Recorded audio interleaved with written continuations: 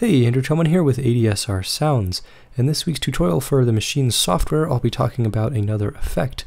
Last week I did 2 parts on compression, and this week I'll be doing a quick video on some ideas for using the reverb effects. So let's go ahead and first take a look at the project. It sounds like this.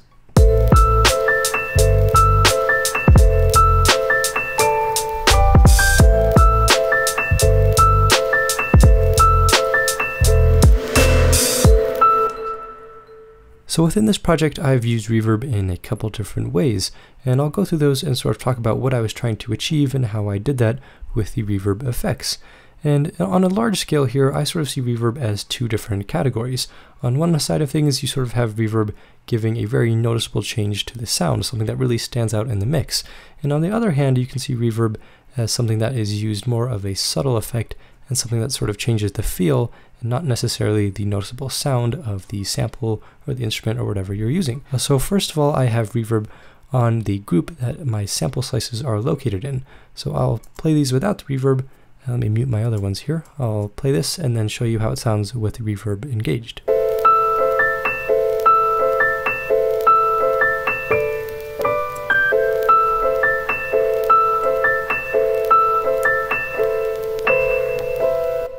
So by using reverb here, my goal was to sort of change the sound of the sample, make it a little bit wider, a little bit more immersive, if you can say that, just something that makes it a little bit larger than the original sound. So to do that, I've loaded up the new reverb effect that comes with 2.3. The old one is this legacy version, but I did the new one here. And let's see, I've used the Hall mode. I really like this one and a relatively large reverb time. If you really jack this up too far, I think that can get almost overwhelming, so I'll do that just to show you how it sounds.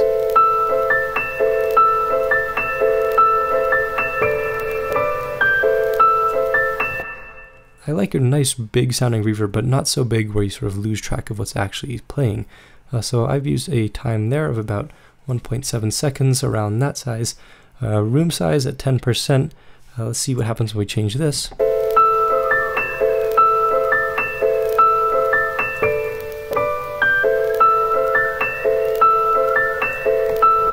So on another side note here, if you automated that, you can get some really crazy effects. But for me, just keeping that as it is. And to be honest, I don't play around with these options within the color menu very much. You can change this to really fine tune the sound of your reverb tail. But for me, I will usually leave these as they are. The cool one here is softness. I really like how this changes the sound.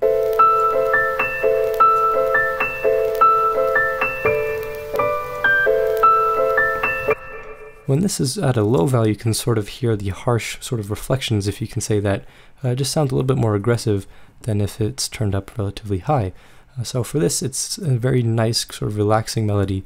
So I'll keep that nice and high and not sound too harsh. And finally, on the output over here, I've kept the mix pretty low.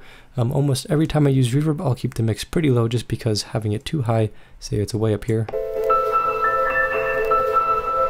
that just, like I said on the reverb time, it just makes it sound too sort of floaty and you can't really understand what's going on.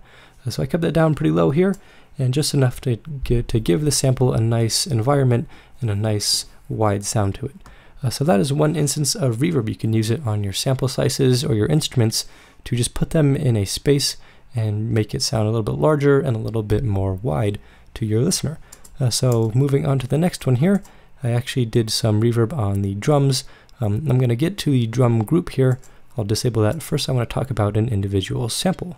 This project is actually the first time that I tried this effect. So what I did here is created a snare sound that is absolutely drenched in reverb. So here's my snare. I've used the ice reverb and then the regular reverb on top of that.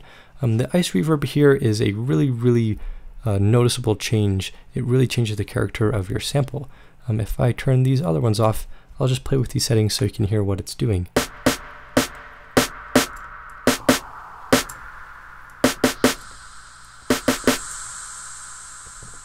You get this crazy sounding reverb tail that I think is almost a bit too much, so I've turned the output almost all the way entirely off.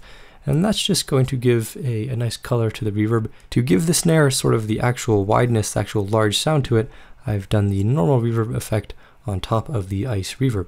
So without this, it sounds a little bit small, but still has that tail to it. And then adding the reverb really drenches it.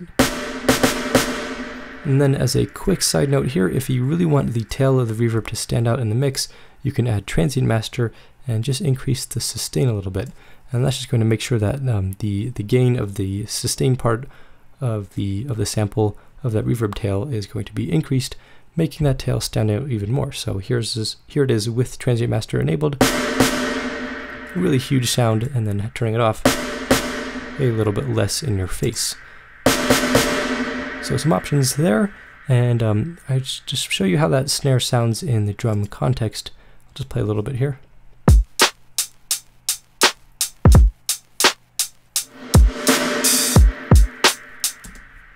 Now to tie all of the drums together, mainly the snare and the hi-hats, I've added some reverb on the drum group. So I've again used this reverb effect, the main one, on Rube mode, and all these are pretty much the same like I talked about, but the mix is almost all the way off. And then an important note I want to add here is when you're adding reverb on something that has a lot of low frequencies, this drum group includes the kick drum obviously, I will almost always recommend you turn the low shelf all the way up, and that's going to prevent those super low frequencies from becoming too muddy and really sort of making your mix not sound too great. So I've turned that all the way up, and I will do an on and off with the drum group here.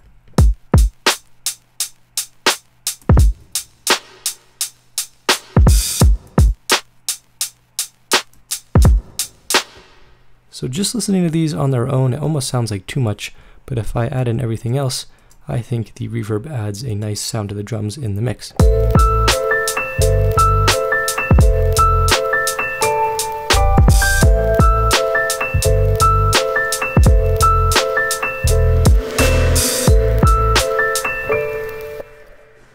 So as I was talking about originally, this group reverb on the drums is sort of one of those subtle uses of reverb in my opinion. I'm just using it to give the drums a little bit of a more coherent feel to them. Since they're all playing together, I want them to all sound like they're playing in the same space.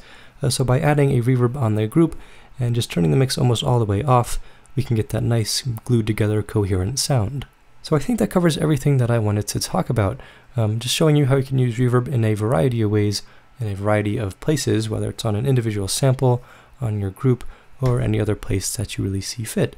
So hopefully this has given you some inspiration. If you have any questions or any comments, feel free to leave them below. And as always, thank you for watching.